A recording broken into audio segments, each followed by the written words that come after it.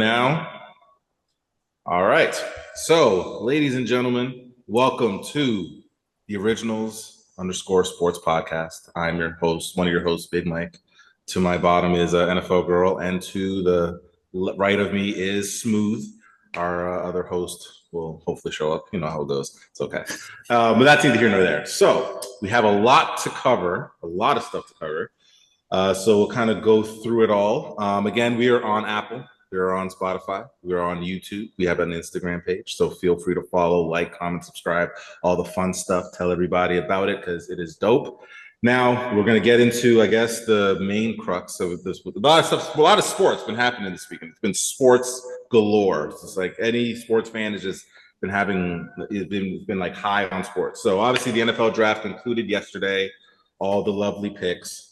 So I'm gonna start with NFL Girl. I'm gonna switch it up. Of course you usually I start with Smooth. So NFL Girl, seeing as NFL Girl, you are involved, engrossed in all things the NFL draft. What was your thoughts on the draft? And I guess anything kind of surprised you? What did you like? What you didn't like? What were your thoughts? I mean, I know it's going to come up anyway, but the Shedeur falling out of not just the first round, but out of the second round. Yes. Out of the third round, just blew my mind. That would be my biggest surprise. Travis Hunter going 2 overall was expected. The fact that he went to the Jaguars were able to address 2 of their biggest needs, which was receiver and cornerback. So happy for them that they was able to get him there. Hope that they'll be able to utilize him both ways. Mm-hmm. So yeah, the draft pretty much, other than that one surprise, kind of went exactly as I expected. Cam Ward, baby. I know my guy Big Mike is happy that Cam Ward fell to the Titans went ahead and drafted Cam Ward like everyone predicted. So yeah, I know I'm happy for you, Mike, that y'all what was this 3rd out of 5 years that y'all drafted? Listen, third time is a charm. That's what it is. Okay, that y'all gonna get it right this time. We got it right. We got Cam. We got the right guy. Warren Moon christened him with the #1 jersey. So hey, we're back. Tighten whole up. Topic we won't get on with Warren Moon, but yes, listen, tighten up. Okay, that's all I gotta say. Tighten up. We're happy for the Titans. Okay, what am I going to be? What am I going to be miserable? What am I going to be like? Oh my God, I hate everything. Are we out on Will Levis now? I hope so. I would hope so. I mean, you're drafting the first overall pick, which is a quarterback. I mean, Will Levis will probably maybe be there. I don't know if do y'all want him? Like, does someone want to trade for him? Do you want someone to take him off our hands? Probably not. So I'm thinking he's probably going to be there. I mean, I'm assuming he might be on the roster or they might cut him. I don't know. But yeah, I don't think there's any unless like Cam Ward just stinks up the joint and just is awful. I just don't see a scenario where Will Levis is unless he's kneeling down, unless he's doing victory formation, then absolutely he'll be on the field. But if it's not victory formation, I can't. Mayonnaise commercial. Hey, he still got that. Duke's mayo, baby. Let's go. Will Levis Will Levis can maybe still carve out, I'm sure a team might take a flyer on him if he gets released. I'm sure, NFL goes, I could fix him. Maybe if he comes in our scheme and we see what he does, he can do this. So that may be a possibility. But I think in terms of Cam, I'm happy that we got him. I like what we did overall in the draft. I like the receivers we got. I do like that we got an edge rusher because we needed that because obviously Harold Landry went to the Patriots. Did like the safety we got from Penn State. We'll see. He was injured. He was projected maybe first round, but I know he was hurt, so he didn't play as much until like the playoff. So I think and I like Garner Helm, the tight end from Texas that we got as well. So I do like so overall I like what we did. For me, it's going to boil down to what Callahan does as a coach because I hear that he's an offensive guru. I haven't seen it yet, so I need to see this offensive guru speak that you're talking. So I need to see it because saying it, I don't give a shit. What are you going to do? Because you have the first overall pick. This is your second year of drafting and formula and putting this roster or this offense in your image. So now you're the one that's going to you're the conductor. So it's going to go as you go. Yes, Cam Ward's going to do his part. He has to do his part, but I'm more going to be holding the coach more accountable if this doesn't work because it's on you. Okay. And so NFL Girl, how did you like your team's draft? It was it was great. It was kind of, like I said, predictable. They went safe, which is kind of what I wanted them to do. They addressed needs as opposed to, picking someone flashy, address the line needs. I think they got another tight end. So yeah, they just they went ahead and addressed needs as opposed to like trying go for a flashy pick or something like that. They weren't picking as high in the draft as they needed to if they wanted to get somebody more flashy or whatever. So I think they went safe, and I actually like what they did. So sometimes going safe is best. You know what I mean? Sometimes Agreed. you do need flashy. Cowboys should have gone a little bit flashier and got a receiver there, but they went safe and went O line, which is fine. Because you know, with Travis Frederick being out of there, Zach Martin retiring, you kind of are in a situation where you do need to address the O line. But I would, in their case, I would have preferred that they went ahead and got another receiver on the other side of CD Lamb. But for my team, like I said, I feel like my team is solid as far as receiver. I think that they went ahead and got a running back later in the draft, which is fine. Like I said, address your needs first, unless flashy is what you need. So yeah, in my case with the Broncos, they went safe, and safe was what was best for them this season. Yeah, I did like the Jihad.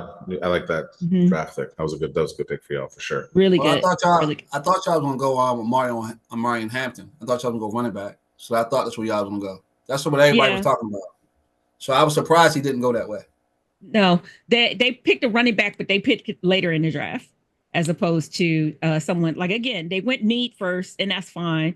And so I think that actually is going to work out better for them. We'll see. Yeah, you definitely need a corner on the other side. You already got a shutdown corner on one side, so you definitely need a corner on the other side. So yeah, now you got and if Jihad Barron pans out, then good luck throwing the football. There you go. It's gonna be hard to throw that ball. So, Smooth. What say you? Obviously, your Philadelphia Eagles were picking last. You had a lot of picks, oddly enough. Yeah, so I mean, Howie did what he does, right? We got Jihad Campbell first, a top 12 guy at number 31, traded with Kansas City to avoid somebody jumping in front of you. And then we got the safety from Texas with the second round pick. You know, two high impact players. And they've been drafting well for the last 4 or 5 years. So my expectations are what it is. And I knew that they were going to draft that. You know, we still have to really understand exactly how these roles are going to fit. But I think Jihad Campbell is a steal. He's an off linebacker and can cover tight ends and running backs out the backfield. So having that in Zach Bond is just amazing. And then you put that safety back there since you lost C.J. Gardner. He's fast, physical, and he's friends with some of the guys on the team. So he always has some – he can walk in and ask questions with certain people that he played with because he played at Clemson before he went over to Texas. So they got Will Shipley that he could talk to, and he said these guys reached out to him. So it's going to be really great for him. And he said that Jihad Campbell said that his whole family was Philadelphia Eagle fans. So he walked right in. He's from the area and he knows everything. So it's just going to be a great for them. And then, you know, as Howie does, he made a couple trades and picked up tackles and defensive ends like he always does. So I'm really happy about the draft because, you know, a lot of people walked out of the door. But when you got Vic Fangio and his system, and as long as people understand his system, they're going to be okay. Agree. Okay. Well said. All right. I guess we can talk about the elephant in the room, which is Shedeur Sanders. So listen, we're all exhausted of Shedeur Sanders content. So we're going to talk about this one time when Vio comes on. He can give his chime in, and we're not going to talk about Shedeur Sanders until September when the season starts. We can all real quick, Mike. So besides our teams that we know that did good in the draft, who else you think improved their teams? You as well, NFL girl. When you look at the totality of the draft and how everything like planned out. I would say for me, the Bills, I like what the Bills did. I like what they got in terms of the corner from Kentucky. He's pretty good. I like the Deontay, I think Deion Walker. He's big as hell. The dude's 6'7", 3. He is big, like just a big dude. So I think from a run stop perspective, like good luck trying to run. If he's able to lock in, you ain't moving him. He is a big ass dude. So I like him. So I like what the Bills did overall. I like defensively what they did and all that. I think the team that I'm kind of puzzled by is the Bengals. I mean, you drafted Shamar Stewart, which, I mean, great athlete, but he didn't really produce or do much at Texas A&M. You drafted a few guys there. That's fine. But I don't know. You had 6 picks. So obviously you couldn't do much, but I mean, you didn't really attack anything. You didn't really do anything that said, okay, this is going to improve, because your defense was terrible. I don't think any of the players that you got, Bengals, is going to make your defense better, because your offense is fine. And you just didn't get, I don't know, like if Shamar Stewart pans out with Miles Murphy, then great. But Miles Murphy hasn't done much. And then Shamar Stewart, I mean, you're hoping that it hits and it works, but it's like, I don't know. I mean, Miles Murphy been there for 2 years. I mean, how long? And again, we don't have patience no more. So you gotta, you can't wait. Oh, we're gonna wait for you to develop. Oh, no, not anymore. You gotta be able to produce now because we ain't got time to wait for you to figure it out. You gotta figure it out, because that's just the nature of sports. So those are the two teams that kind of caught my eye the most out of the draft. For me, I actually like what the Jaguars did. Not just, I mean, I'm not saying just the Travis Hunter pick. Obviously, they had to go Travis Hunter there at 2, but just their overall draft was solid. Really, this year, I feel like they addressed all of their needs. They didn't just go for flash or whatever. So really impressed by what they did this season. Cowboys, like I said earlier, very disappointed in what they did as far as their draft is concerned. Like, what are we doing? What are we doing? Bro, you are playing in one of the toughest divisions. Them 3 teams ahead of you are drafted far superior to you, including the damn Super Bowl winner. How is it that you're not addressing all of your needs? They should have gone with a solid receiver on the other side of CeeDee Lamb. To me, that was a bigger need than what they went for. Shored up their running game a little better than what they did. So yeah, totally disappointed in what they did in the draft, but I hate the Cowboys, so I don't. At the end of the day, I'm pointing out the obvious, but at the end of the day, when they finish 7-10, I will not shed a tear at all. So, oh no, another disappointing season for the Cowboys. What a shame. So you're not sad that the Cowboys? Not at all. That their draft was a dud? Not at all.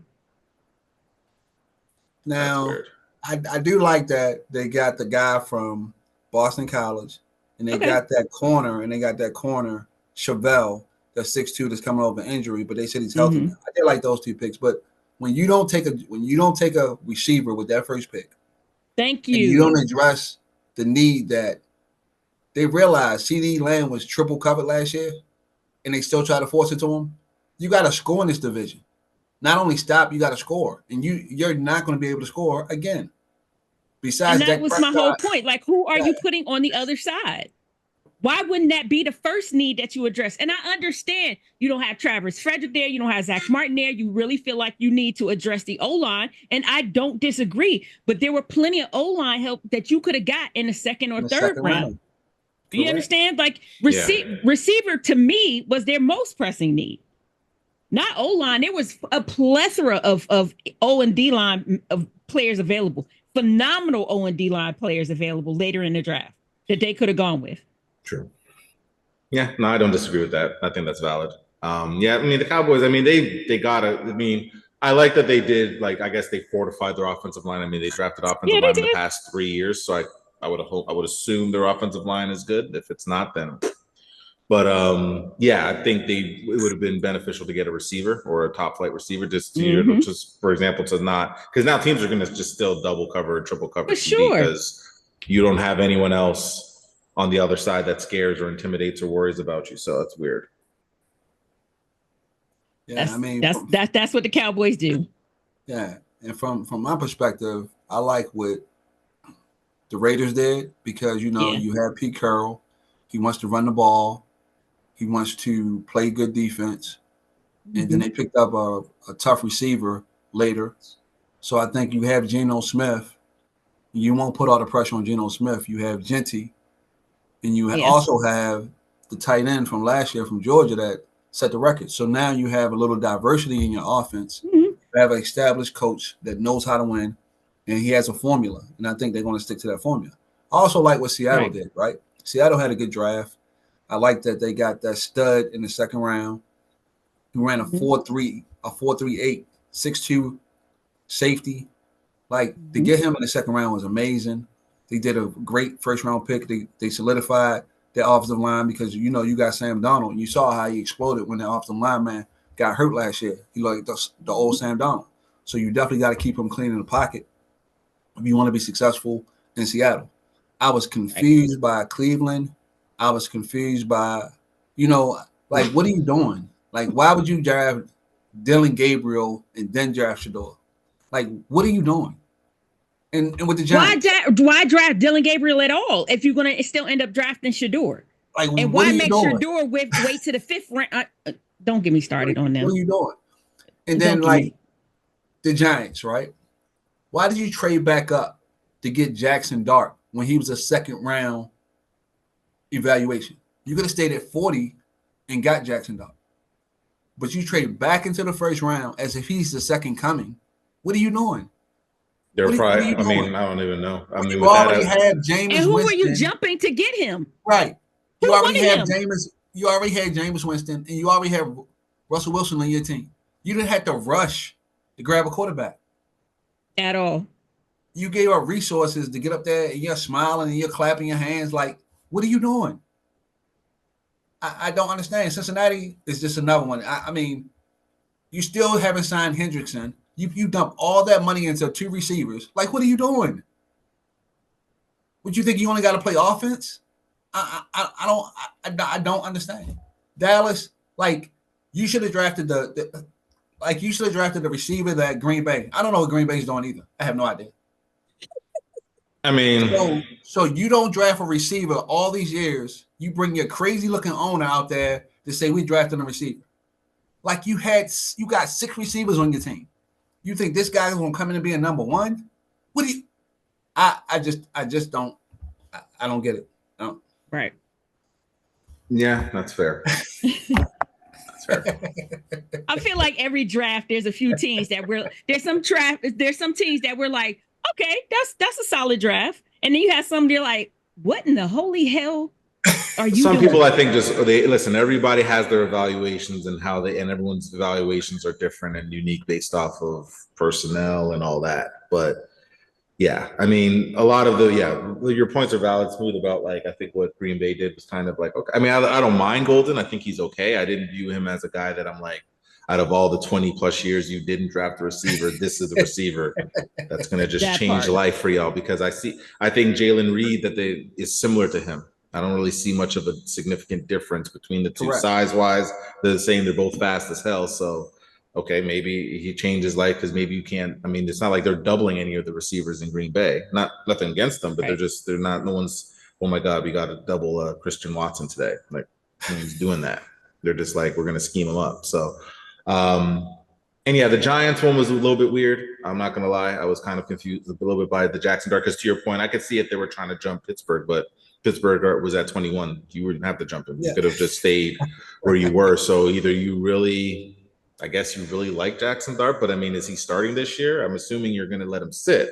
So you're looking at him as a project, which is fine. You don't have to rush him because you got Jameis and Russell Wilson gonna get beat all to hell by that offensive line if that offensive line doesn't improve. And you got Scadaboo from Arizona State. I mean, he's a decent running back. I mean, maybe he might be good, I guess. I mean, Abdul Carter's fine. I mean, they can move him around, I guess. So that's not a bad move. But I mean, does this improve your team? Like what, I guess I don't know. Cause I mean, I think also too, they probably drafted a quarterback to kind of maybe save their jobs too. Cause with those guys, their jobs on the line. So you know how it goes in the NFL season, like when the draft hits, yay, we're going to draft a quarterback. Hey, if you keep us here for a year, we believe in this kid with our scheme, we can develop him and all that good stuff. So I think there was probably a lot of that going on. But yeah, I would have just stayed at 40 and drafted him. I wouldn't have moved up in the first round because there was no one that was like at the bottom of the first round that was going to take a quarterback. Like who? Unless your thought was, maybe Cleveland might get him. I don't think Cleveland was going to get him at the beginning of the second round. And even still, you could have jumped in the second round and got him. You didn't have to jump in the first. You're just being impulsive and weird. So I guess we will have to talk about this big elephant in the room that we avoided. Unfortunately, our brother Vio won't be joining us because he's having technical issues, but he'll get on next week. It's all good. Shador Sanders. Oh, God. I know.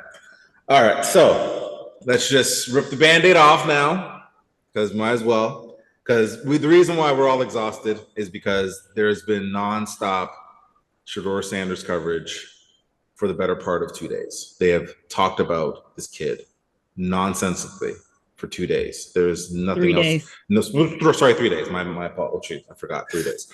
So yeah, 3 days of just Shedeur Sanders. Where will he go? Is this affecting his NFL draft? All the things. So I'm going to defer to my lovely cohorts here. So Smooth, we were talking about this before we got on. I'll let you go first. So what were your thoughts of him dropping? What are your thoughts on just the whole stuff around Shedeur in general? Okay, first off, having a party and stuff like that where you have no idea where you're going is one thing, right? But then, if you don't know where you're going, you should have been humble, right? But then I look at the disrespect.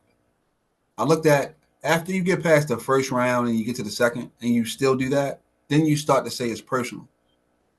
At first, I looked at it like, entitlement, social media, but then I rewinded it back, looked at Baker Mayfield, Johnny Manziel, and how these guys off the field issues were ridiculous, and they still went one. I'm not sure. I forgot where Johnny Manziel went, but I know Baker went number one. So Johnny went 21 or 22. Okay, he still went in the first round. Still went in the first round, correct. So Shedeur didn't have any kind of off the field situations. A good student. The only thing he had was a rich father. So why are you penalizing this guy who everybody said first round talent, maybe fall in the draft, but definitely the top of the second round? So at a certain point, you look at it like, are they trying to teach him a lesson? Because it's all about the GMs. It's like the GMs got on a phone call, like a 5-way, 10-way, whatever you want to call it, and said, hey, let's punish this kid. Like it was done purposely. And then the simple fact he changed his number and they prank called him as if he was getting drafted. Like, I saw that. How can that happen? I'm just happy that he got drafted. Cleveland, I don't know what you're doing. Why even draft Dylan Gabriel? We talked about earlier. It makes no sense if you're going to draft Shedeur. But I think he has a good situation because if you look at that locker room and the quarterback room, he has an opportunity to win the job. If he goes in there and keeps his head down and works and doesn't bring his brother with him to record everything he does, I think he'll be fine. I'd hope not. I'd hope they tell him. I'd hope they politely tell his brother to F off. Don't get out the office. Yeah, because now it's not, you're the lead guy. Your father's going to make sure you get the job. Now you got to go in there and work and show your worth. So leave all the cameras and the stuff home and go in Cleveland, get to work. Yeah. Prove that you should have been drafted at the end of the first or early second and take over. Well said. NFL girl, like I said earlier, you were all up in this. This is all your life. You've been engrossed, candy-coatedly just engulfed in this. So what are your thoughts on the whole Shedeur stuff? And honestly, the Shedeur stuff for me goes back at least 2 weeks because you have to understand how much content has been dropped about where will he go, where will he end up. This is even prior to the draft, when they're dropping all their mock drafts and he was still within the first 5 or in the first 10. He was going to go early. He was going to go to the Giants. He was going to go to the Browns. He was going to go to the Steelers. And then draft comes and none of those fuckers picked him in the first round. None of those fuckers picked him in the second round. None of those fuckers picked him in the third round. I got to watch Dylan Gabriel go before him. And I'm just like, what are we fucking doing here? So excuse my language, you guys, but I was so frustrated because I get it. Shedeur can come across as a little arrogant or whatever. It's the whole Sanders gene or whatever. I get that irritates, it rubs some people the wrong way. I understand that a lot of people didn't like the idea that he skipped out on a bunch of meetings with other teams that he limited himself to the 5 teams who thought he would end up with in the top part of the draft. I get it. All of that rubbed a lot of people the wrong way, but that's not how you go about it. If you need to address a need, and those teams that I just named all needed quarterbacks, the fact that you made this child wait until the 5th fucking round and still ended up drafting him, Cleveland Browns, but made him wait till after Dylan Gabriel, who I know will never see the light of day on a football field, is just asinine and ridiculous to me. And so the whole situation upset me. Again, you do know what you're going to get when it comes to drafting anyone in that Deion Sanders tree. It does come with some things. But if they're putting up numbers on the field, all of a sudden now they were like, well, he had a questionable arm. He didn't show, he can't complete the ball down the field. He's not good in throwing into coverage. Like all of this shit that y'all weren't saying the week prior when talent scouts were saying that he was a solid QB. All of a sudden now that these are the issues as he's falling further and further down the draft. None of y'all were saying that ahead of time. So I don't know what the issue is. Nobody's coming directly out and saying exactly what it is. Again, is this punishment because they didn't like his attitude? They don't like his daddy? We don't know exactly what it is. And none of the scouts are going to tell you. None of the scouts are ever going to reveal to you what the actual truth of why they made this child wait. Now, at the end of the day, am I happy for him that he did get drafted? Absolutely. Am I hoping that he gets an opportunity to show what he can do out there on the field, in particular there for the Cleveland Browns? Absolutely. Because considering what they've dealt with year after year in Cleveland, I would like to see them finally make the right choice. The Deshaun Watson was a disaster from the word go.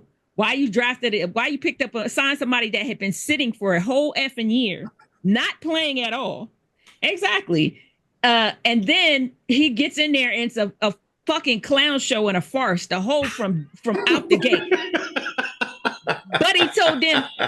But he straight up told him the RPO is not a thing for him because he will not scramble. He said this to the organization. Hey, I ain't doing all that scrambling. He said that he did say that to Stefanski, and Stefanski, to his credit, try to adjust the whole offense to fit Sean, and it just doesn't, because it doesn't work that way. It doesn't work. It doesn't work. You understand? Like they signed this man originally to a $230 million contract based off of what he did a year prior to the year that they got him. Because remember, he sat for an entire season. So they need to move on from him. And I honestly, I hope it works out for Shedeur. I would love to see Shedeur be able to do something there in Cleveland. Is that the case? Will that happen? Again, I've told y'all a million times, I cannot stand the Haslam family. The only family I hate more than the Jones family is the Haslam family. I don't know that it's going to work out, but I'm going to pray for the child that it does work out, that he is able to show what he can do if he has quality receivers. And good luck. I wish that child luck. I'm sorry that they made him wait so long, but I really do hope that he has a good future in the NFL. Well said. And I agree with you on that, for girl. You forgot one other team, New Orleans, right? New Orleans. Thank you. Who took the 25-year-old, the 25-year-old married with a kid. He already tore up his knee like twice. Tore up his collarbone. What are we doing? Listen, I'm all right. So my thoughts, me and Smooth had this conversation yesterday about Shedeur, and we kind of were like, kind of a little bit more critical of Shedeur initially at first, more so. It's like he kind of was in the interview and he thought he already had the job rather than interviewing for the actual job. That's kind of the approach that we thought.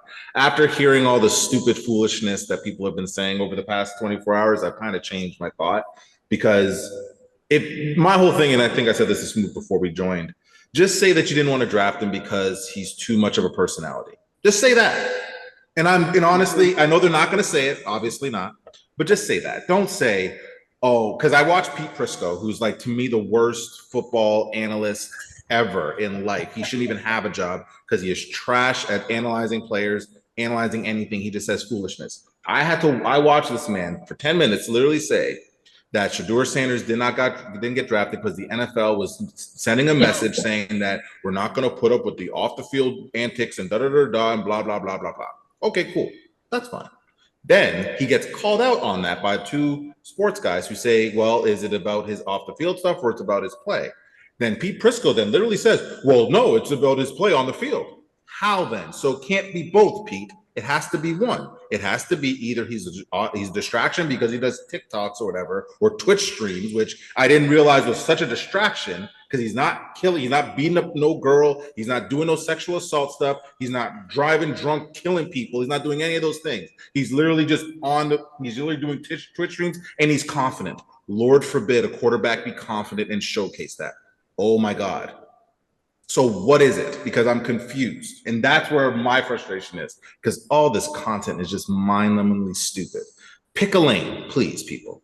And to Shedeur's point, I think it's as good for him, I think, because again, he's always had the benefit of being the guy on every football team he's been on because his dad was the coach. So he didn't have to compete. Now he's got to go out there and actually compete and actually put in the work. Not just say it because it sounds like, I'm going to go out there and put my nose to the grindstone, put in the work. No, you better put in the work because your ass is not going to play. But I do think, to y'all point, I mean, he has the perfect opportunity to start in Cleveland because Joe Flacco's older than dirt. Love Joe Flacco, won a Super Bowl, great player, but come on, he's 40 years old. Deshaun Watson, I'm assuming they're going to release him at some point because what do you keep him still for? Hurt. He's still hurt. Still hurt? Okay, so once he heals up, they're going to say, Deshaun, thank you, but no thank you, bye. I'm assuming they're going to do that because what are you going to keep him to do? Kenny Pickett, we already know what Kenny Pickett is. Wet fart. And then Dylan Gabriel, love the story, loved him in college. I don't really see him as a full-time starting quarterback, but whatever. So Shedeur, the world's your oyster, my friend. You have an opportunity to be the starting quarterback of the Cleveland Browns. Because really, from a competition perspective, yeah, there's guys there, but I feel if to everyone's point, if he's as good as everyone thinks he is, he should easily beat those guys out, in my opinion. And all the idea about his arm talent and all that is foolishness because to NFL's girls' point, all I've seen from highlights of him is throwing the ball deep down the field. So what are y'all talking about? Because maybe my eyes are, because I'm getting older, maybe my eyes are deceiving me and I'm seeing something different because from what I've seen, he does throw with anticipation, he does throw a touch. He was one of the most accurate quarterbacks last year. He threw for 4,134 yards. He threw for 4,134 yards, 37 touchdowns, 10 interceptions, had 70% completion percentage. So what are we talking about? Just say that you didn't want him because he's too confident in his dad is Deion Sanders. Just say that. Don't say, oh, it's his play and stop it. Oh, off the field. What off the field? Because he does Twitch streams. Who gives a shit? I don't care about that. Can he play? Stop with this other foolishness. Can he play? When he was at Colorado, he was doing the same stuff. He still balled out. So what are we talking about? We know what it is. Of course we know what the underlying. We're not going to say it. Okay, because we don't want to get Lord forbid we say the thing that everyone knows we want to say. We know what it is. We know what it is. We all know what it is. Don't want to be considered a woke podcast, so no worry. Exactly. I'll keep it to myself. But we all know what it is. You understand? Of course. Because if it was a white QB that was doing the same thing, because there are several players. He isn't the only player that has a Twitch stream or a podcast or something that they're doing on the side that continues to make them income. That part. He's not. Sorry. He's not the only one with a popping Instagram. What? He's not. You understand? And so saying that, we know what it is. We do. We know what it is. We'll just keep that to ourselves. Yeah. And then with Stefanski offense, you don't have to throw the ball deep. It's all about accuracy. Timing. Rhythm and timing. Run the football. So it's like the arm strength don't matter. The accuracy was more important. So they should have drafted him in the first or the second pick in the second round. Plain and simple. Agree. 1,000%. Because it's a wasted pick. It's a wasted pick drafting Dylan Gabriel. You should have did something to improve your team more. What are you doing? Yeah, because that was where Why did you draft two QBs? Why did you draft two QBs if you already got 3 signed to your fucking roster? You have 5. So they're going to fight to the death. They're going to be like, in the Dark Knight with Joker. It's going to be a cage match. Where he took the broom when he killed the black guy. And he said, we're going to have tryouts. I forgot one more thing. Go ahead. What is Pittsburgh doing? You don't have a quarterback. Waiting on Aaron Rodgers. And what have a quarterback on your roster. You don't draft. You draft Will. You drafted dude Howard in like the last pick that you had. So that was your game plan. Yep. Will Howard. Yep. Because Aaron Rodgers is going to save their season. And that's if listen, he has exactly. And that's if he comes there. He decides to. Because he might just say, I'm done. I don't want to do none of this no more. Which is funny to me. So you trade for a number one DK Metcalf, and you gonna give him Mason Rudolph. Correct. Okay, what are we doing? Or Aaron Rodgers. Listen, I'm sure Aaron Rodgers has told them some sweet nothings or whispered sweet nothings in their ear and said, "Hey, I'm coming. Just give me some time." I'm assuming that's what he said. If not, then this is hilarious. If Aaron Rodgers says, "You know what, I'm retiring," this is going to be the most funniest thing ever. He actually worked out with DK Metcalf. He did. I did see that. So there you go. So it's just a matter of time. Yeah, but the thing is, now they're talking about they want to trade George Pickens. And I understand why, because George Pickens is a diva, a headache. He's a headache. And doing stuff. Yes. But if you trade George Pickens, who are you going to put on the other side of DK Metcalf? Like, what was – I don't know. I don't understand. Listen, I'll leave it at Listen, that. I just don't understand. Pittsburgh is another team that I don't know what the fuck they was doing in this draft. Either. I think they're holding on to old. I forgot to talk about that. You know what? I just feel like the Pittsburgh Steelers, they're just holding on to what they used to be. So rather than just lean into a full-on rebuild or just move on, they're just going to stay tried and true to what they usually do. And I just think that in the midst of doing that, they might be a playoff team. They might win they might get to the wild card, but they're not beating the Bills. They're not beating the Ravens. They're not beating the Chiefs. Like, they're not beating any of the top teams in the AFC in the playoff game. I just don't see it. Their defense isn't as good as it was 10, 15 years ago. This is not the steel curtain. This is like, I don't know, steel shower curtain. It's not like, what are we doing? It's not a steel curtain anymore. So y'all, I know Steeler fans might feel ways of me saying that, but you're not. Like, you have one guy on defense, TJ Watt, who's a dog. Other than that, Cam Hayward is okay. And then what else you got? I'll wait. Take your time. And the thing is, right, you know, their division is tough as it is. You're talking about the teams out of their division. How are they going to beat the Ravens, Cincinnati, if they get it together? They can't beat the Cincinnati. Right. And the Browns as bad as they are, they always give. They usually when the Steelers come to Cleveland for some odd reason, I don't know if that's Cleveland. They beat them. They beat them. Yep. Yeah. So Mike, you talking about outside of the division? Let's keep it. I mean, division. I mean, okay. So let's go to let's. So where do you rank the Steelers now in that? I mean, I guess they're better than the Browns. Maybe I guess they're third best. Yeah, third best, really. I mean, because Cincinnati has their way with Pittsburgh for some reason. They do. So for third best. Reason. Hey. Super Bowl champs Pittsburgh in 10 years. There you go. Not this. I mean, if you think Aaron Rodgers is going to somehow go into the fountain of youth or the Lazarus pit and all of a sudden now be 2014 Aaron Rodgers or some shit, y'all are bugging out. Think about the fact that he didn't work out with the New York Jets. That part. The Jets. That part. He didn't work out with the Jets. My God. And that team is a dumpster fire. And you didn't work out with the Jets, so why on God's green planet would he work out in Pittsburgh? That part. And again, we're still talking like he is for sure coming to Pittsburgh. There's no guarantee. Don't know that. Because the interview that this is it. Yeah, because to your point, the interview that I saw with him and Pat McAfee, he was very like, oh, you know, I'm open to playing, but I'm not sure. I'm not married to playing. I'm not married. I'm also open to retiring. I just going to weigh my options. So he didn't really seem committal to anything, which was which if you're a team that's dependent on this guy, that is awesome. Don't you just feel great, Pittsburgh Steelers fans, that I mean, hey, maybe Will Howard will have to start. Maybe listen, it could be like it could be a feel good story. The 6th round pick, Will Howard, was doubted, and now he's come up the ranks, and now he's leading. He's the next Tom Brady. He's the next Tom Brady. The storyline galore, or he'll just be out of the year in the league in the year. It's either or. These either going to be Tom what's Brady. Funny, NFL girl? You said they had dumpster fire, but they told him not to come back. So think about that. So what does that tell you? What kind of toxicity does this man bring to a team that the New York Jets, who are a flaming dumpster fire, is like, yeah, we're good. No, thank you. And I mean, again, we'll take Justin Fields instead. Yeah, and listen, Aaron Rodgers could Aaron Rodgers could have done that how many years ago? Like 2020, 2019. Yes, he could act like an ass because he was still balling out. But now you're 40-something years old. Now you're not. You had stats that, I mean, some people say, well, we have 28 touchdowns and 11 interceptions, but that's not good enough, bro.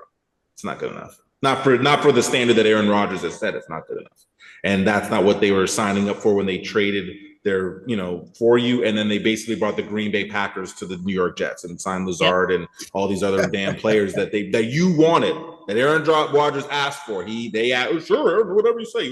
Let's give Alan Lazard a long-term contract, even though let's sign Randall Cobb. You want Devontae Adams? Sure, we'll trade him and we'll try to see, and then nothing worked. So good on you. Good luck, Pittsburgh. You'll need it. Good luck. It's kind of like when Peyton used to bring all the people with him wherever he went. It was like that. But again, Peyton had a little bit more cachet because he wasn't a complete head case. Aaron Rodgers is a legit head case. That's a true statement. Hearing Aaron Rodgers talks is like, I don't know, hearing a blender go off and not stopping. So it's whatever. So let's go to NBA playoffs. So we made predictions last week. I think so far, I mean, the predictions have kind of held.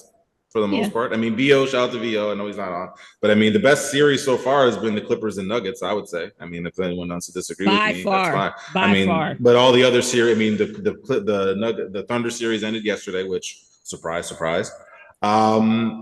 Any thoughts initially about the NBA playoffs you want to dive into? Smooth. Any thoughts? Any preliminary thoughts?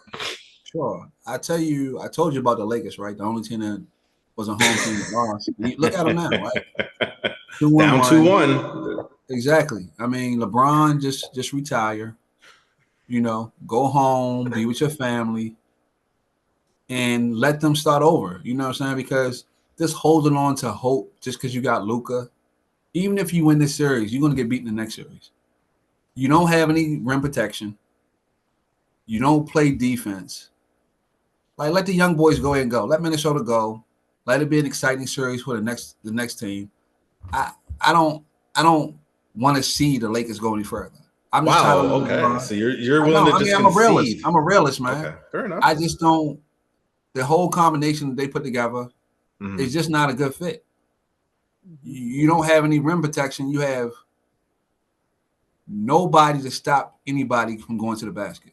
So that means you gotta hustle, and then 3-pointers all day, and then you don't have any.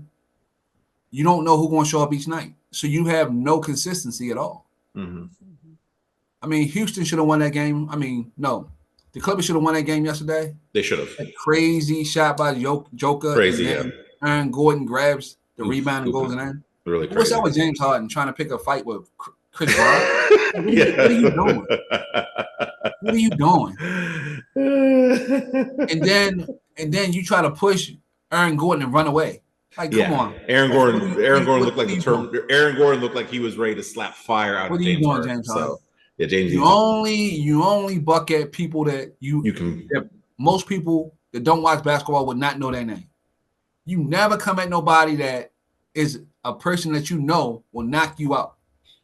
Come on, man. Stop. You know that. You know how that goes. You know how that goes smooth. You know how some guys are. Some guys will wolf at people that they can actually buck at. They're not going to wolf at everybody. I mean, you know how that goes. Don't let that light-skinned pretty boy fool you with Aaron Gordon. Aaron Gordon will put a pause on you. Listen, Aaron Gordon was ready to slap. I never seen Aaron Gordon that angry. Besides, I think when LeBron tried to go at him, I think that was the only time I seen Aaron Gordon that angry. Yep. But other than that, he's usually chill. So when he looked like he was ready to slap the turkey shit, he was ready to slap James Harden's beard off. That's how mad that stupid beard off, right? I mean, he was also angry. He was also angry when he got robbed in that slam dunk contest. He was angry that day as well. Of course, he got robbed in that slam dunk. He got robbed for sure. So I mean, Smooth. I mean, looking at the bracket, I mean, your Lakers, if hypothetically they were to win, they would either play obviously the Rockets or Golden State. So you're not taking them, even if they say they get out the second round, you wouldn't take them in against either of those teams.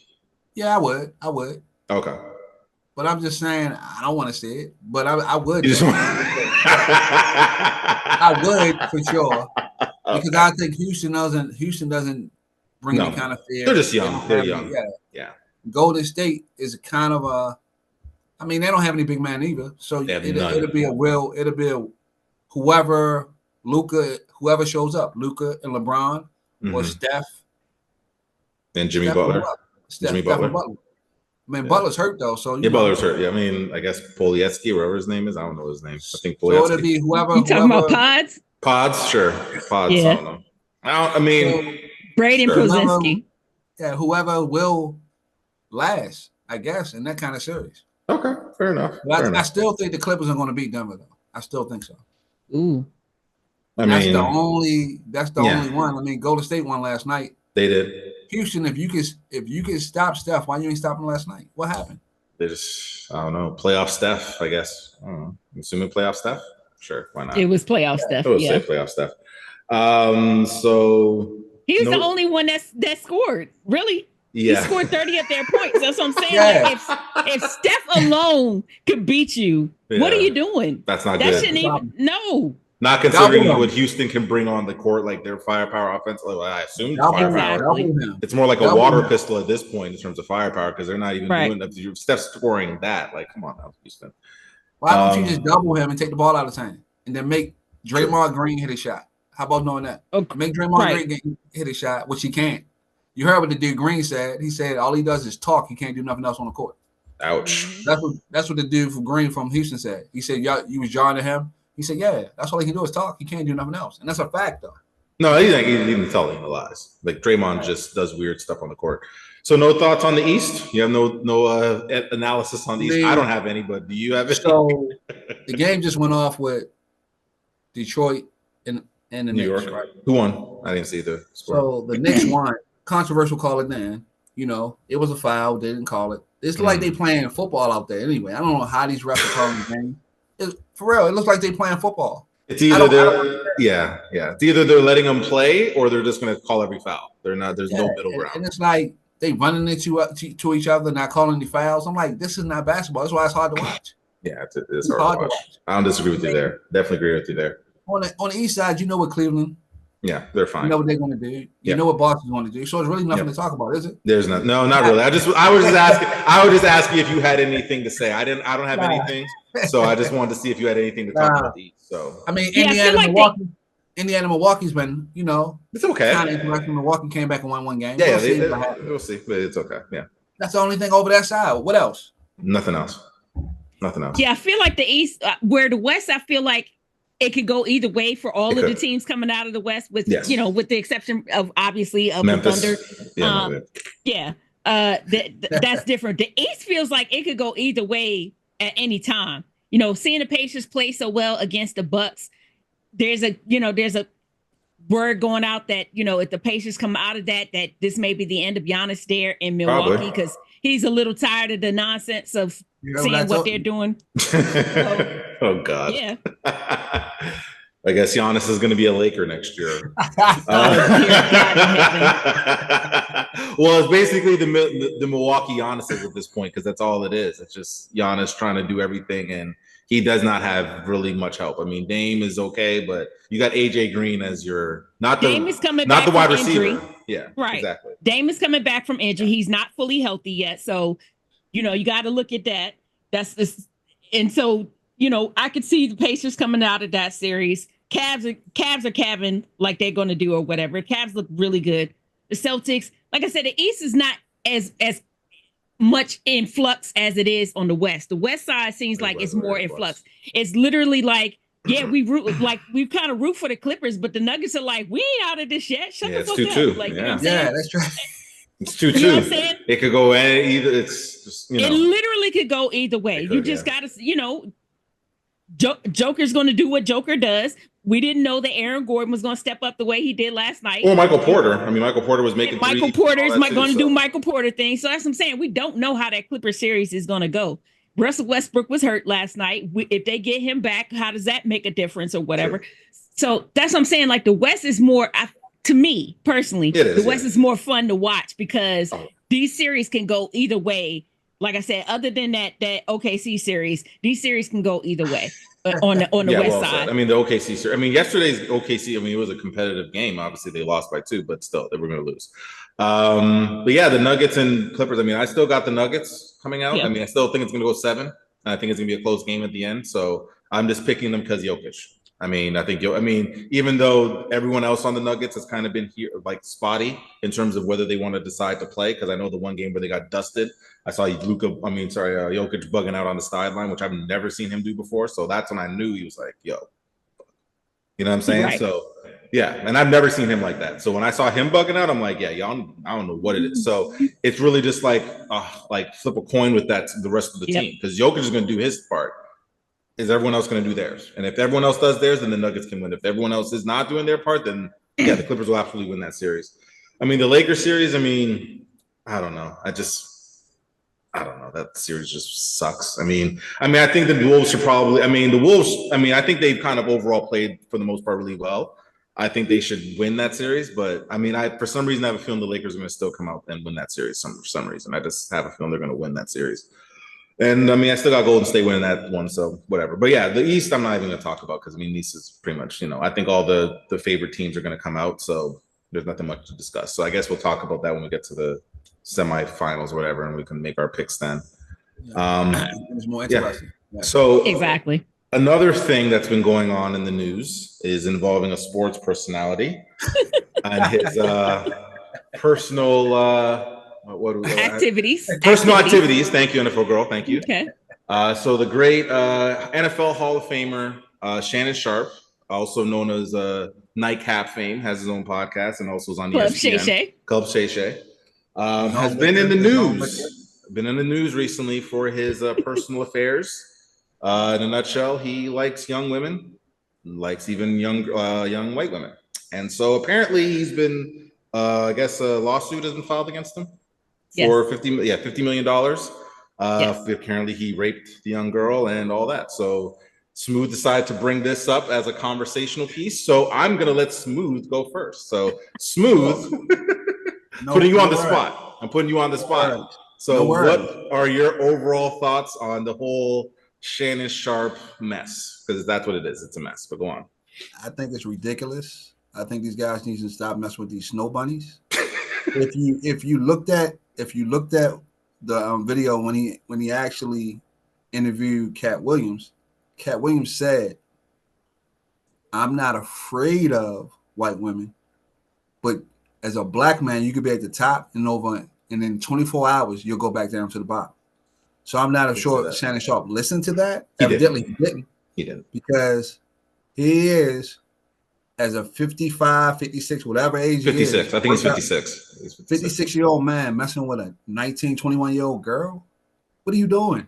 Yeah. You heard what Monique said to him. I did see what Monique said. You need a country girl that can rub your feet, make you this, make you that. That's what you need, Shannon. Monique said that to him. No, I watched that. Yes. So I guess he's not looking at his own podcast, right? No. Is he not looking at the shows, getting the advice because he thinks he's bigger? I mean, at the end of the day, you see, by messing with her, now she's suing you for $50 million. And now you want to come out, everything's consensual.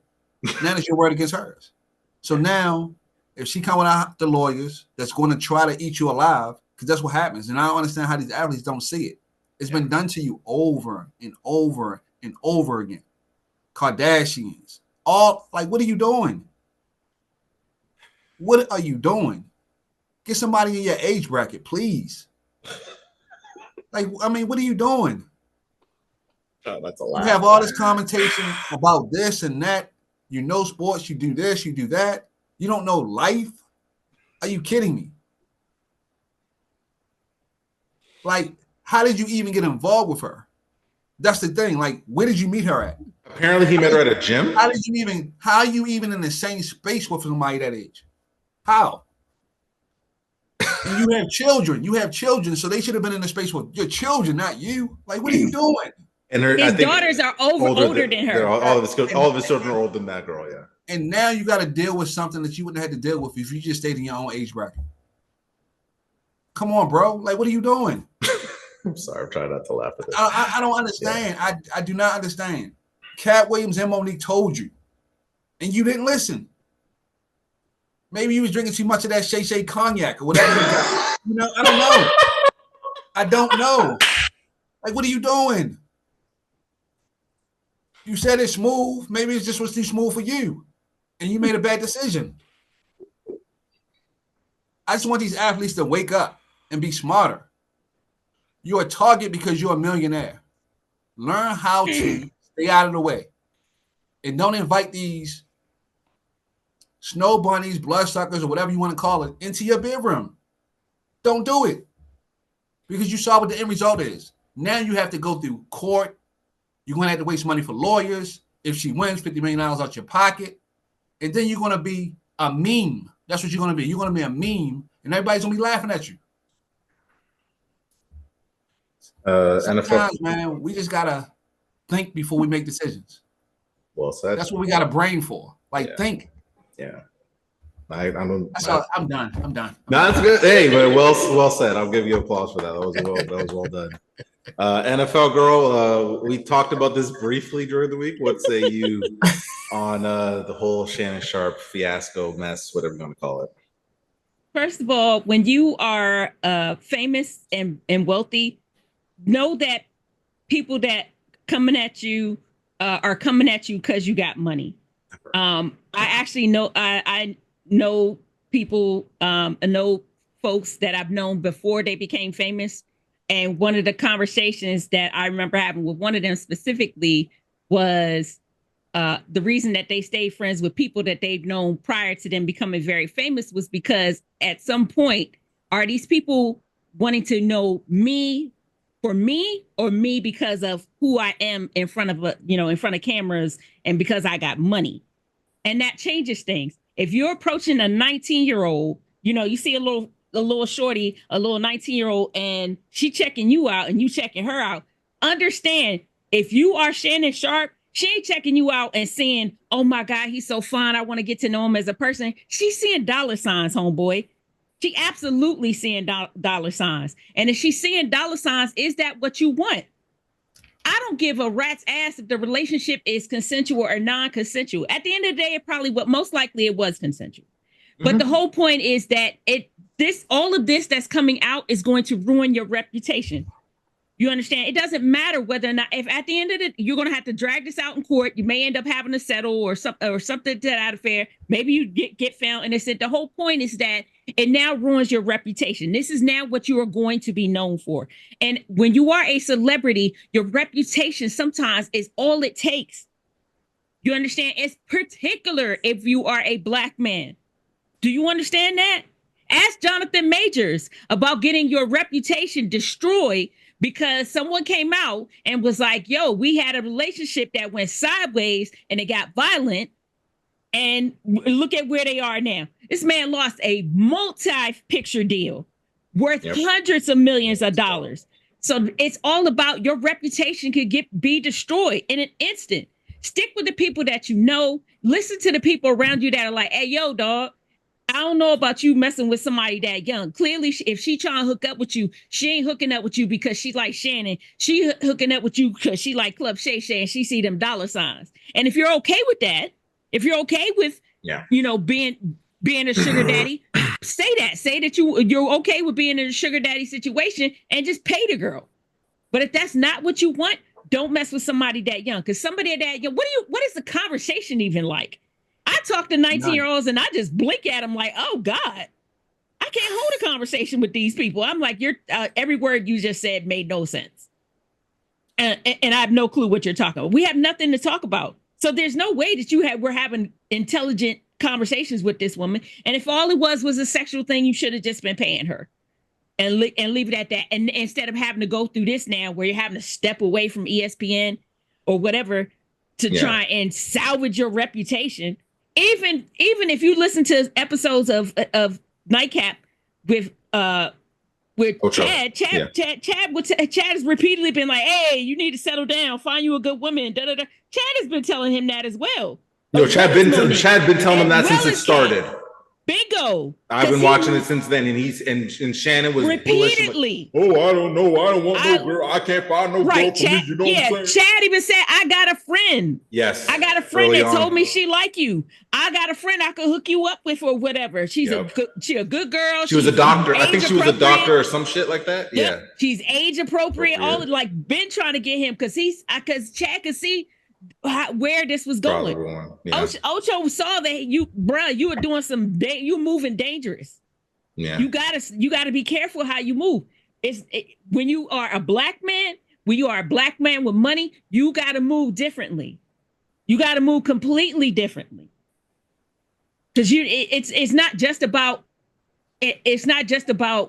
whether or not you're guilty of doing some scandalous shit. It's now your reputation is destroyed. That part. And that could cost you millions, if not hundreds of millions of dollars. Well, yeah. And go ahead. To take it to another level, another girl, Isaiah Thomas, Marshall Faulk. I mean, the list, Charles Barkley. The list goes on and on and on. Because Marshall Faulk was damn good on TV, but you don't see him anymore. Isaiah Thomas was, a president. You don't see him anymore. Why? Jonathan McNabb. I could keep naming people. I can name people that I work with at NFL Network, and when they fired this one girl there, Jamie was like, "I got receipts of what all these dudes been saying to me." She took them all down. Damn. See? Yeah. So Tiki Barber, right? Tiki Barber, yeah. Yeah, I mean, it goes on. And again, it doesn't matter those. And in Tiki's situation, it didn't matter that the relationship was consensual. It's the whole point. It looked terrible. That's what I was going to get to. Like, even if, let's say, for the sake of argument, that it was consensual and the girl's lying on him, whatever the case may be, optics matter. Bingo. It looks bad, regardless of however you slice it. And again, I'm of the notion of let the whole situation play itself out or whatever the case may be. But just from what the information we have presented to us now, it looks bad. And my problem with Shannon specifically, to NFL Girls Point, I think something you brought up as well, is you're a public figure. You have made a living off of talking about topics, talking about athletes, doing stuff, and you offering your advice and feedback. Because if it was someone else in this position, Shannon Sharpe, you would be shit talking them on your podcast right now. So what are you doing? This is the problem I have with a lot of people, is that you're presenting an energy that you can't sustain. How are you going to sit there and go on your podcast religiously and talk about dudes doing this and dudes doing that and dudes beating up the girls and dudes doing this, and yet you're doing complete fuckery? I was trying not to swear, but I couldn't help myself. You're doing complete fuckery. Like, fuckery, dog. What are you doing, Shannon? And it looks bad because, again, you tried to settle with her for $10 million. So even if you want to say you're innocent, why are you settling if you're innocent? Because optics matter. Even if your rationale was whatever, to Anna Provo's point, it matters. You're in social media sphere now, because now you're a meme. Now when people watch your podcast, they don't give a rat's ass what you have to say. All they're going to do is shit talk you about sleeping with somebody 19 years old, like the 19 years old. When you go on ESPN and when you're doing First Take, that's what the YouTube comments are going to be. That is what you are now, and that's your fault. I'm not giving you a pass because you need to move accordingly to NFL Girl Point, because you're a black man and you've talked about this on your pod about black men need to be smart and moving a certain way. That applies to you too, Shannon. You're not absolved from that. Even I have to move a certain way. Smooth, I'm sure you move a certain way. We all do. That's how things work. You think that you're some messiah of giving advice, but you're not following it because, again, I've been watching Club Shay Shay since the beginning. And Ocho had been trying to hook this man up and say, yo, you need to settle down. Why can't you settle down? That was damn near almost every week. They were having this conversation, and Shannon just for some reason just was bullish on the idea. Oh, I can't find nobody. Oh, I like my own personal space. Clearly you don't. Because if you did, you wouldn't be fucking them 19-year-old then if you liked your me time, motherfucker. No. So what are you doing, Shannon? And again, I understand the arguments that people are making, like, oh, you know, it was a young black woman, there's a young white woman and a black man and that dynamic, and da-da-da. Fine. That's fine. We can have that conversation. That's a whole other can of worms that I'm not going to go down. But let's focus on this specifically. Again, because Shannon, you're a grown-ass man. If this was just regular old Shannon living his life, no, but you're offering critiques and advice. That's where my problem is. If you're going to offer advice on shit, then you need to stand on what you say or shut your ass the fuck up and stop giving advice on shit that you don't stand on. Right. 10 toes down. You got 10 toes down, or shut up. Or just do a podcast on finance or some shit, or have, like, I don't know, some financial person on there. Don't talk about niggas' lives and shit and dudes doing dirt, and you're out here doing more dirt. You're doing dirt too. You're doing dirt too. So what are you talking about? Stop. I'm so sick of these fucking people just sitting there talking about shit that they don't do themselves. Stop it. I'm just tired of it. It just gets on my nerves. Like, what are you doing? And again, even if, let's say, okay, I like young girls, 19, nigga? At least go for some, if you want to go for someone 30 or something, okay, cool, 35. You're 56, Shannon Sharpe. You're not NFL Shannon Sharpe no more, dude. You are 56 years old. You're a grown-ass man. And I understand maybe as a man, you know, you like the young girl, think you're cute and all that. Dude, you got to evolve from that, my G. Like, that was fine 10, 15 years ago. You got to... He's more than 3 times our age. That's what I'm saying. Like, what are you doing, bro? Like, you look weird. And again, optics matter, bro. You look dumb. Exactly. Now you're sitting there talking foolishness. Oh, well, the lawyer's trying to target black men. No, motherfucker. He's targeting your dumb ass. And was any lawyers targeting you before you? That part, stupid. What are you doing? Before you went so here's the thing. Her attorney is Tony Busby. The same one that went after Jay-Z. Yeah. No. And others. Deshaun Watson too. Deshaun Watson. I know who it is. So I know who it is. We all know who Tony Busby is. But the whole point is that every time Tony Busby comes forward, Tony Busby got receipts.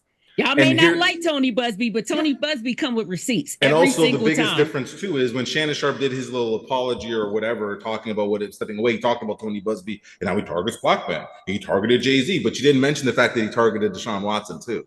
And he had receipts for that. You conveniently left that shit out.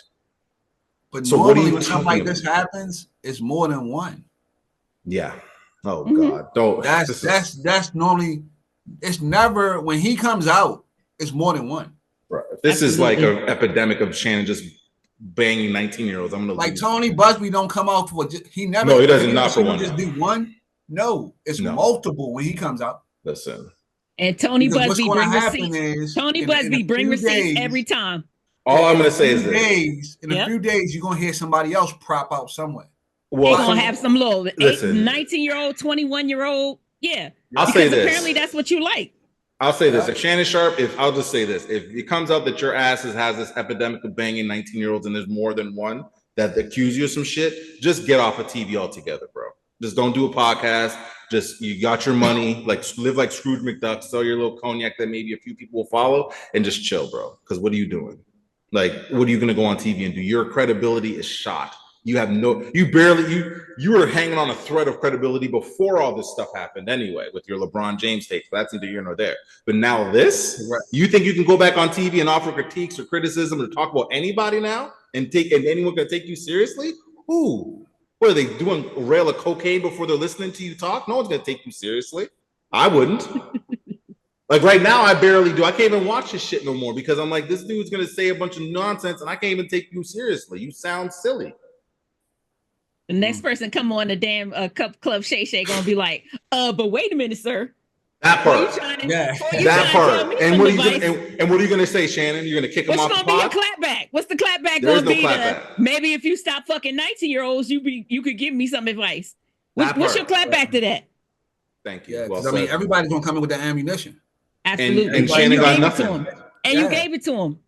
Yes. And mind you, I believe that Monique and Kat and all these people knew what he was up to, and they were trying to hint to him without being obvious. Bruh, I'm trying to tell you, I got somebody older I can help you out with. Like, I'm sure Ocho, I'm definitely sure Ocho been new. I promise you, all these people were trying to hint to him, bruh, I'm trying to get you, I don't want to call you out on your show, but I'm trying to get you out of this situation that you got yourself into before this shit goes sideways, because it's absolutely going to go sideways if you don't get yourself out of it. But then you also think, Shannon he's blown up over the past year. Like that Cat Williams thing was last year was the interview, I believe. Was it last year or the year before? Or the year before. Yeah, year before, And within 2 years, he has blown up. It's media, whatever. So he probably thought, man, ain't nothing gonna happen to me. That's the old trick. That's how they get you, dumbass. Because everybody thinks, I'm too big. Ain't nothing gonna happen to me. I'm good. No, you ain't. You clearly aren't, because now you got to go to court. And you're gonna probably have to pay out a lot more money than you anticipated because you're out here swinging your dick around, messing with girls that you shouldn't mess with.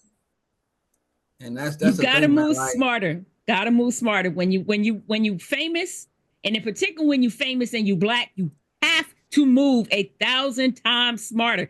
We as black people, period, have to move smart. We can't do things as good as white people. We have to do them 10 times better than white people all the time, no matter what job you have. But when you add money on top of it, everything you do is going to be critiqued and criticized and broken down.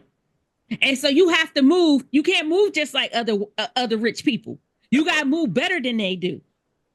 And the thing is, NFL girl, I'm not rich right now, and I got to move a certain way. Same. I've had situations, Same here. Same. As a regular person.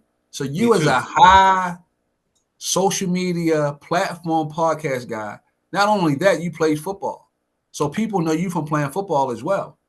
And you're not moving differently? Like I remember, I don't understand. Yeah, I remember Shannon told a story. I don't know if you guys know this. Like he had talked about the fact that he never used to go in elevators by himself with a woman because he got accused of some shit when he was a player in Denver. He apparently got accused of sexual assault. A girl had accused him. He said he didn't do it. So I thought, so for me, this was all like news to me because I just assumed, which I shouldn't have, that Shannon would move accordingly based off of that incident alone where he was accused and charged of some shit. But clearly you didn't, to NFL Girl's point, clearly people were like Mike Tyson punching you in the face, telling you stuff, and you just were like, nah, I'm good. I got it. No, you don't got it. Now you got a lawsuit. Good luck. Because the right now public opinion is not on your side, and based off the evidence that's coming out, like I thought the audio was AI generated at first, and then I heard it more clear, and I'm like, oh, that's Shannon. Yeah, that's very much you. That is you. Video. It's not just audio. There's video too. So oh you my understand? God. Like, yes, there's video. There's video, and so that's what I'm saying. Like, you have to move 8,000 because homie liked to record himself with her. He liked to record himself having these BDSM sessions with old girl. So yes, there's not just audio, there's video too. Good job, jackass. Shannon. Good job. Right. You stupid jackass. I don't listen. Whatever freaky dicky shit you into, if you famous, I don't judge. I don't judge. Neither do I. You know what I'm saying? But if you famous, don't record that shit. Do not. Absolutely not. Listen. Don't record yourself. There's no sex tapes. If I ever get famous, I will not record. Let's record it. Let's no. Let's just record it in our minds as we do it. So we don't need, we can just remember it. Derek Jeter did. Do what Derek Jeter said. Leave the phones at the door. Facts. That's why you never saw nothing about Derek Jeter. And Derek Jeter was out here dating this roster of women was just ridiculous. He was never caught up in those situations though. Leave the cell phones in this box. I'm doing the same thing. I don't want to. Well, then you can go home. And you can hear rumors. You can hear, well, I heard Derek might be into this or that, or he might have done this or that. No evidence. Prove it. Yeah. Prove it. Never. Prove it. Show me the tape. You ain't got a tape? You ain't got an audio? Okay, then your word against mine, homeboy. Exactly. Well, good luck to Shannon Sharpe, I guess.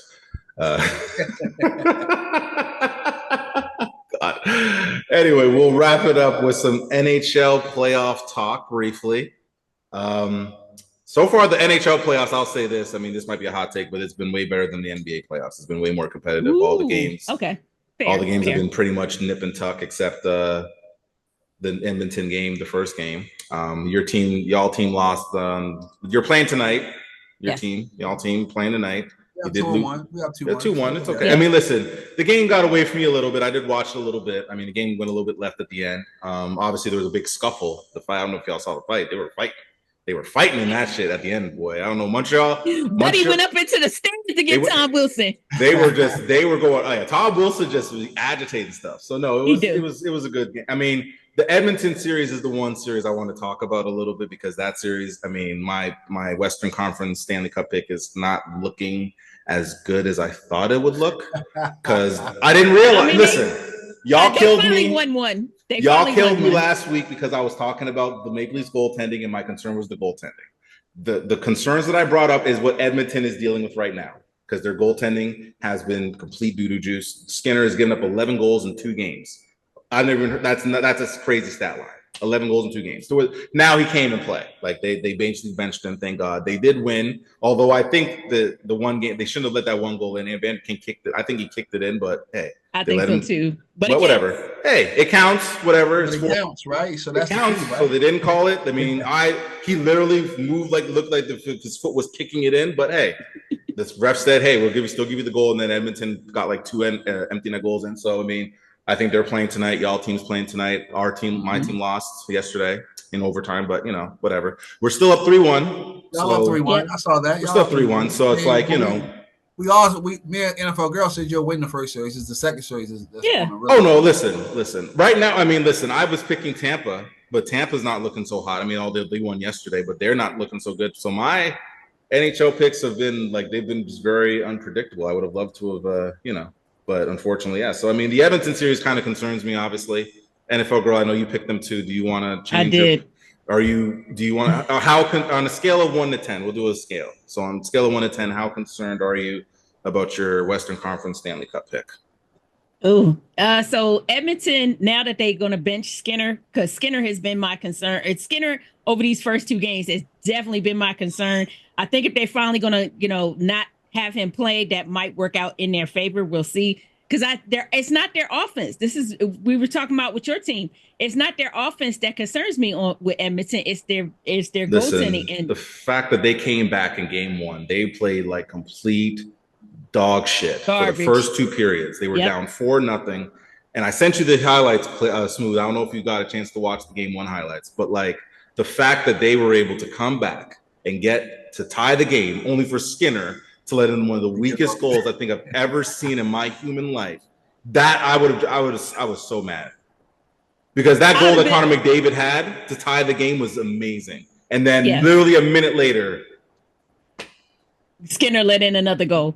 I'm like, I just think his confidence is shot. Like he has like he's like, I think even like in game 2, he was like pressing. He looked like he was like he was playing tight. He wasn't playing comfortable at all. So because you're the goalie, man, everything runs through you. If you have a bad game, it messes your whole team up. But it stops with you though, right? You got to stop. Okay. So he was gonna be shaky. I wouldn't even have started him the next game. Because you gotta actually understand the psyche of people. His psyche was you gave up that game-winning goal after the team worked so hard to come back. Yeah. So now you got to think going to the next game. He like, I don't want to give up a goal, so he's gonna be pressing. He did. Pressing. And then when you press, you won't give up an easy goal. Yeah. The next time. Because I think I agree with you. I think maybe the coach's point was, well, we've rolled with him the whole year. We're gonna kind of see. But to your point, I just felt the way he played in game 1. And the way he had played most of the season, not just game 1, I would have been like, let me put in Pickard. Let me put in the other goalie and see how he handles it. And listen, if Pickard shits the bed, we'll just give you a day just to rest and get your head right. Yeah. And then we'll. But instead, they threw him back out there, and he just played worse because he was just letting in weak ass shit. It was just awful.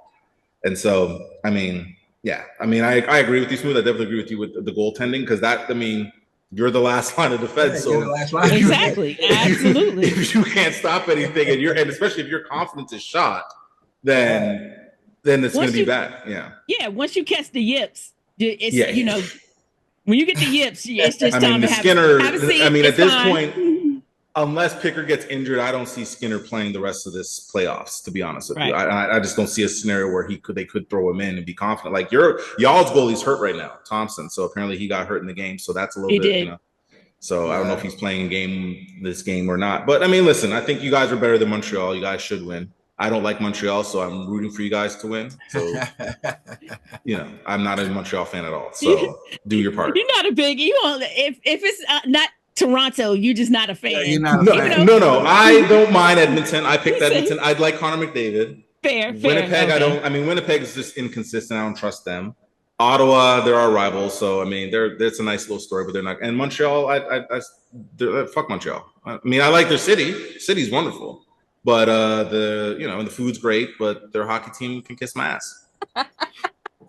That's all. Tell them how you really feel, Mike. Tell them how you really feel. In case Montreal Canadian fans didn't know how I felt, I love your city. Your city is wonderful. You have great food. Beautiful city. But your hockey team, nice people, really nice people.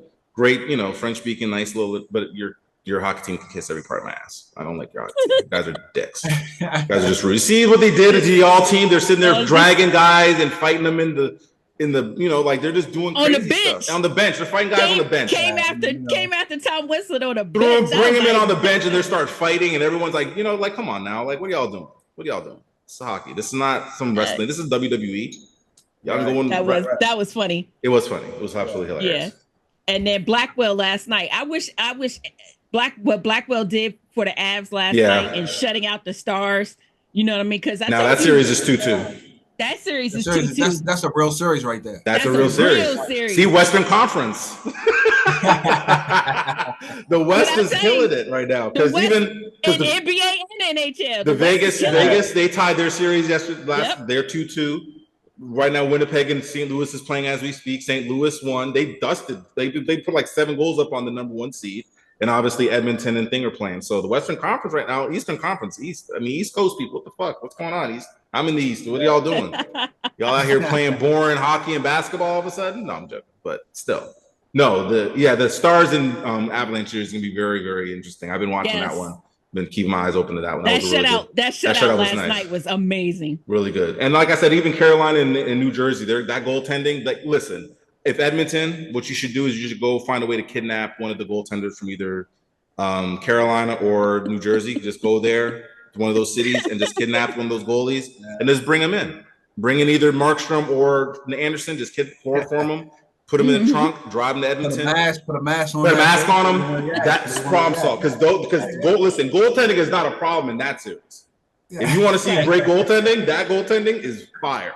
So Edmonton, you need to kidnap one of those guys next season or this playoffs because your goaltending situation is shoddy at best. Ooh. So get it together because I picked y'all. So what the fuck? I picked them. You're making me look. You're making me and NFL girl look bad now. We're looking terrible picking y'all, Edmonton. I don't want to look bad out here. Okay, I'm the only Canadian on this podcast. Step it up, please. Come on. I mean, Connor's. Hockey is one of those sports that once you get some momentum, man. Yeah, it's all about momentum. And seeding doesn't matter where you're ranked. And listen, you can listen if you cannot be into hockey all year long, but playoff hockey is amazing. I'm in. You cannot listen if y'all not tapped into watching hockey. I'm telling y'all right now, please get into playoff hockey. Playoff hockey is absolutely amazing. And you are missing out on some fire games out there. Woo, it's fun to watch. It's like playoff baseball. The same. Yes, because right now there's no sweeps. Yeah. No one's getting swept. I mean, listen. Your team came the closest. The Leafs came the closest. All they had to do is just come back yesterday and just win the game, and we'd have been the only sweep. But then at the same time, the media would have went, "Oh my God!" They would have just went nuts. Is this the year that we've turned the corner? Or are we going to win? Like they're already talking about, is this the year we're going to win the Stanley Cup? There's already people picking us to get to the Eastern Conference Finals, and I'm scared. Charles Barkley picked us to win the Stanley Cup. I'm like, oh no. Don't want Charles Barkley picking anything other. I don't want him picking anything because he picked us, and I'm like, damn it, Charles, pick anybody else. Pick Washington. Why are you gonna pick us? Why say Washington though, man? Why? Because I wanted him to jinx y'all team. Because every time Charles picks something, he just jinx shit. He does jinx it, yeah. Like, damn it. And he's all in on the Leafs, and I'm like, he is. He's all in. I'm like. But if you see Austin Matthews play, I kind of get why. Because even I gotta admit, I love Austin Matthews. I really do. That's my guy. He's an American. He's your boy. He's your boy. But we're renting him. I think Charles said that. I think he said he liked him, right? Austin Matthews, that's why he picked him. You know, so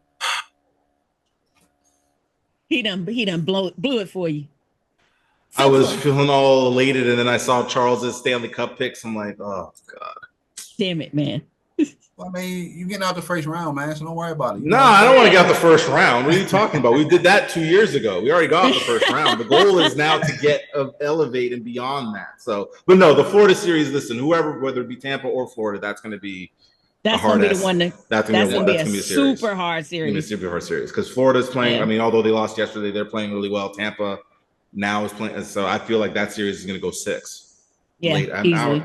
And I don't even know. Like, I mean, I'm picking y'all to win y'all series. I'm picking my team, but then everyone else, I don't know. Like Edmonton if they can win tonight, maybe they can even up the series. But if they get dusted, then maybe. But I feel like But I also feel that Edmonton, hopefully, they're riding this wave of momentum, smooth to your point, and they can win Game 4, and then it's a series at that point. I think Carolina's going to get New Jersey. Right? They up 2-0. Yeah, they're up 2-0. Yeah. I mean, New Jersey's been playing. I mean, the goaltending's been good, but Carolina's been playing. They've been playing good. Lights out. That's y'all. That's who y'all got to play. That's who y'all got to play. I know. Good luck. It's okay though. You gotta play the Kings. I think we match up good against the Kings though, right? So I'm not concerned with that. You're not concerned about the Kings? I think we match up good with them. You know, when you look at the matchups, I think we match up good with them. So I'm not gonna say I'm not worried about them. But I think we match up good. When you match up good with a team, you have a better shot. You know? True. You said your goaltending is shaky. So no, ours right now has been good. Our goaltending for the most part this series. Because last week when I said this is before the series started. Okay. So if your goaltending is bad, you wouldn't want to match up with a team that has great scoring, right? No, fuck no. Or ideally no. Preferably not. You know. So then you don't want to face the Panthers next. Probably not, because the Panthers they're deep. The Panthers are very deep, so they come Florida is very, very. They got 4 lines. All 4 lines are very deep. I mean, our defense is good, but again, I think they can. I mean, even though we can score, they can score a little bit better because they just come at you in waves. Like that's same with Vegas. Vegas has 4 lines, and it's just nonstop. So there's you can't because usually the 3rd or 4th line is usually they're just hitting and checking. No. Those motherfuckers are gonna be out there scoring goals. So it's gonna be definitely a tough series for sure if we get out. I mean, listen, we'll win tomorrow, and then all this will be for naught, and then we'll wait to see who. That's the hope. We'll win tomorrow. We're gonna wait to see Florida. Hopefully, those guys go Game 7. They beat all the living hell at each other, and then we can get the remaining. The easy win. Yeah, the easy win. Hey. So I think the second round of the NHL, and the second round of the NBA will be more interesting to talk about. Way better. Absolutely. Way Absolutely. better. To that point. I mean, the NHL, I feel like that's going to take longer because I feel like the NHL for second round is going to start sooner. This NHL, the NBA one's going to start sooner. The NHL one is going to take. I don't even know because right now all these series, but the way they're playing now could easily go 6 or 7. Yeah, I agree.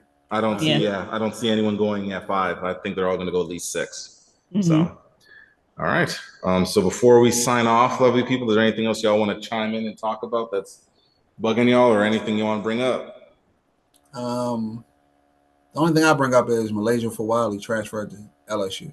Oh. You went from South Carolina to LSU, which is really, why would you do that? It's not like you're going to get more playing. Like when you look at LSU team, they bringing in all these different players, so you transfer to LSU.